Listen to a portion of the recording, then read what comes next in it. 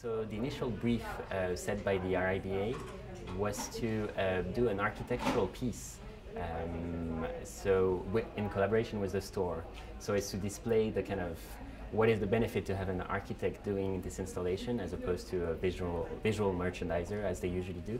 The brief set by Carr and Millen after I was commissioned this job was to kind of do something beautiful. That was the main kind of brief, which is always a good brief because that gives a lot of freedom. Although it's quite constraining sometimes because you have to work on really small details. Everything has to be perfect. That was the other brief, which was perfection, because Carr and Millen is all about perfection and about beautiful finished designs. So that was something that had to be translated in a piece. Yeah, and also because the store is so long, it's 30 meters long, so we had to think of something that could continuously link all the windows.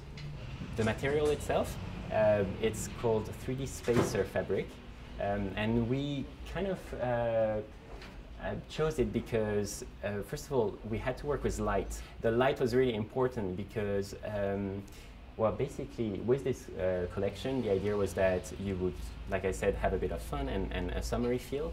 So the installation had to kind of diffuse light and bring you into something very light. Light in the sense of the actual light, but also light and fresh. The main thing about Topshop is the variety of the clothes. They've got a lot of variety and energy in them, and so we really wanted to create something that reflected that. The other constraint was, as it's the main window on their Oxford Street store, there was a lot of need to display the products very clearly and have a certain amount of mannequins. So we worked within those constraints and then worked together with Topshop to come up with ideas that would match their commercial aspirations, but also do something unique and interesting. Topshop asked us for 6 to 8 mannequins in the window, so that was really our starting point, as well as the idea of displaying a kind of range of clothes within the window. Well, we'd use the old cliche of we don't really have a fixed aesthetic. Every project we do, the kind of aesthetic evolves from the brief and from the client.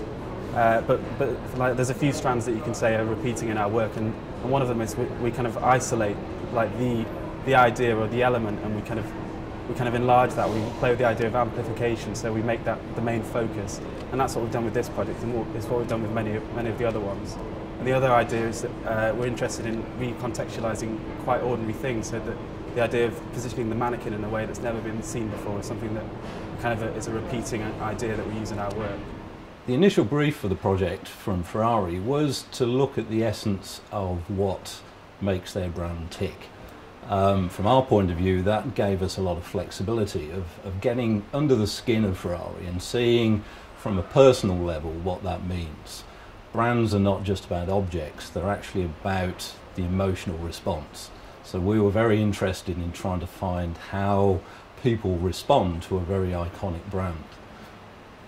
Most people aspire to Ferrari as a brand, but have very little chance of actually owning one.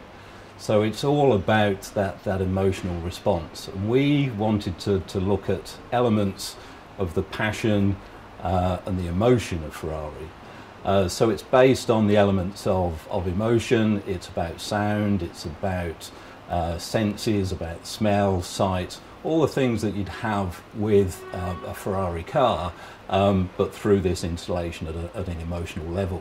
So what we've tried to do is represent those two elements, the passion and the emotion, through what it means to a human body, both through the brain, through its intellect, and through its heart, through its passion and its adrenaline response. The design process has been fascinating because we've had a very close relationship with Ferrari. So it has been very collaborative, which makes the development process much more interesting. We discussed from the very first meeting with the client the idea of using the herringbone pattern.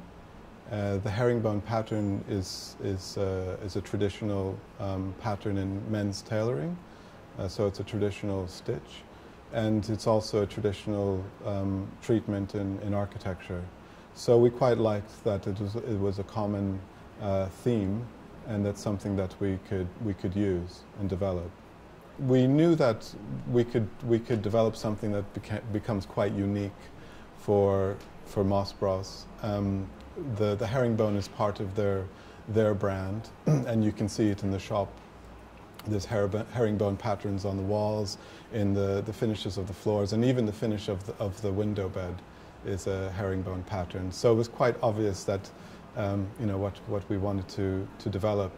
One other important thing was we wanted the display to read on an urban scale. So we were quite impressed and inspired by the building itself.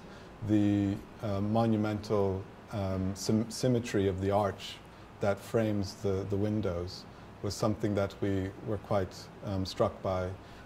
So we wanted the display to have a relationship to the building.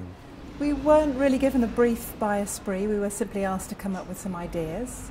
We took away some of their promotional information, and we found out a little bit about the background of the company. So we knew that they'd been founded in California, although they're now a German company.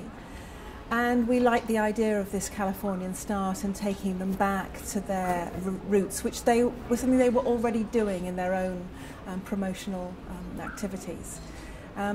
They then offered us this huge space, this atrium, rather than a window, and we had to come up with a big idea because it had to be a three-dimensional idea. And we gave them three concepts, one of which was this idea of a big surf wave coming up through the entire shop and crashing over the balcony. So the concept of the wave also leads us to its construction, because the beach scene we're creating is a dune landscape, and they're common all over the world, where the sand is retained by chestnut paling fencing. And it's a mechanism for stopping dunes shifting around and ultimately disappearing. So we're using these lovely bleached timber fences that the sand moves up against. And instead of the water creating the wave, which is something that's not really possible in store, we're going to use this fencing, and by fixing it to a metal frame, the fencing itself will rise up out of the dunes and create the wave. Yeah, the brief was fairly open actually. We met with Jack Spade guys a few times and talked about different ideas, and I guess their brief was really just fairly open. They were looking for us to kind of throw ideas back at them really, and we talked about what their brand was about, and I think we very much, I guess it was a combination of two things. One, the fact that the shop window is really integrated into the store here, so it's not separate, it's kind of part of the store. And the other thing that we really liked was the way that they use the merchandising. They have this sort of collection of memorabilia and stuff from New York, so those were two kind of clues that we got early on. Yeah, I guess the design that that we're looking at, really, it's developed out of an idea of collage, and I think that what we really picked up on was the fact that it's a store that came out of New York, and they have a very sort of New York identity, and it transpired that an artist that we really like called Gordon Matter-Clark, his studio back in the 60s was on Green Street, which is where their kind of main store is. So this kind of thing started to be in the back of our minds, and Gordon Matter-Clark used a lot of collage, and he actually cut pieces out of buildings and put some of the bits in museums, and the buildings themselves became artworks. So that was something that we were really interested in.